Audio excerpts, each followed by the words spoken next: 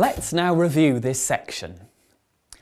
Here, you could be asked about these topics: sole trader, private limited company, public limited company, limited or unlimited liability, divorce of ownership and control, practical problems of startups, finance, location and cash flow, business planning, and finally, interest rates.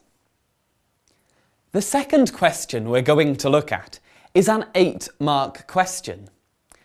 An 8-mark question not only requires the skills of content and application to be shown, but also analysis. Analysis means you have to explain why a point is important. To do this, it's necessary to use connecting phrases such as "this means that" or "this may result in." The best way to make sure you have included analysis is to look at your sentence to see if you have explained what the point means in the context of the case study. This example will help. Pause for a minute and write this question down. Analyse the usefulness of a business plan for Sue and Chris. Before we start this question, it's useful to plan an answer. A grid like this one can help.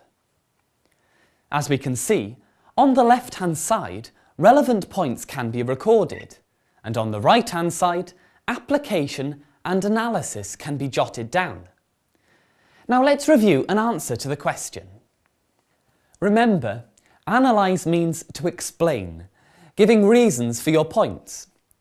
In other words, saying why they're important. For an 8-mark question, you should take 8 minutes. So here's a good answer.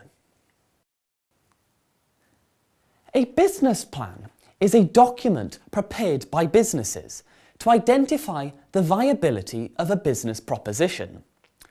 A significant part of a business plan forecasts the future cash position and profitability of the business.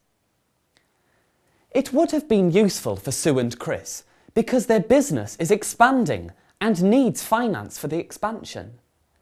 The business plan, if well thought out and presented, allows bank managers to make decisions about whether a loan can be granted. In this case, the bank manager sanctioned a £10,000 loan. This benefited Sue and Chris because they needed the money to continue with their plans. Another advantage of a business plan is that Chris and Sue would have had to sit down and really think carefully about the future of Ethical Foods Limited and do further market research and include it in the plan. This would give them the time to reflect on whether the expansion was really worth it.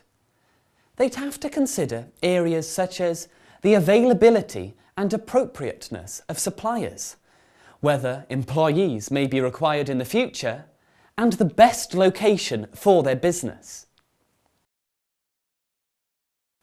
Now this is a good answer. It starts off by defining terms and applies the points to the context of the case study. For example, mentioning that the business plan allowed Sue and Chris to get a £10,000 loan. The answer also identifies why the points made are important for Ethical Foods Limited. For example, allowing Sue and Chris time to think about whether the expansion was really worth it. The 2 full paragraph style approach is also a good exam technique for 8-mark questions.